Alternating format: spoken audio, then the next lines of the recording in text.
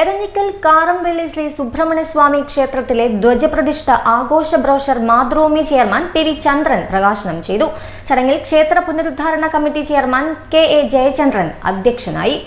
കേരളത്തിലെ അതിപുരാതന സുബ്രഹ്മണ്യ ക്ഷേത്രങ്ങളിൽ ഒന്നായ എരഞ്ഞിക്കൽ കാരംവള്ളി ശ്രീ സുബ്രഹ്മണ്യ സ്വാമി ക്ഷേത്രത്തിലെ ധ്വജപ്രതിഷ്ഠ ഉത്സവ ബ്രോഷർ മാതൃഭൂമി ചെയർമാൻ പി.വി. ചന്ദ്രൻ പ്രകാശനം ചെയ്തു.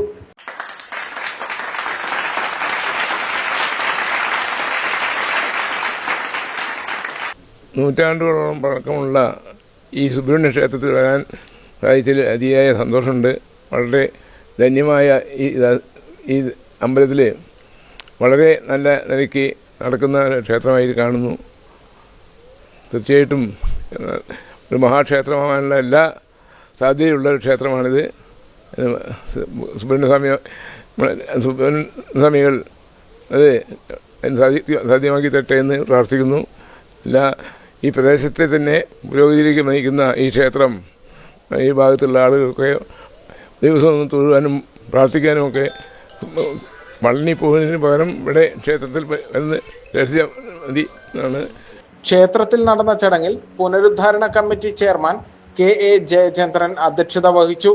പഴനിക്ക് സമാനം ദർശന പുണ്യം ലഭിക്കുന്ന ക്ഷേത്രമാണ് കാരംവള്ളി ശ്രീ സുബ്രഹ്മണ്യ ക്ഷേത്രമെന്നാണ് വിശ്വാസം. ഇവിടെ നവീകരണം പൂർത്തിയാക്കി ധ്വജപ്രതിഷ്ഠ നടത്തണമെന്ന് പ്രശ്നവിധിയിൽ കണ്ടെത്തിയതിനെ തുടർന്ന് അതിനുള്ള ഒരുക്കങ്ങളിലാണ് ക്ഷേത്ര പുനരുദ്ധാരണ കമ്മിറ്റി. ACV news, Kozhikode.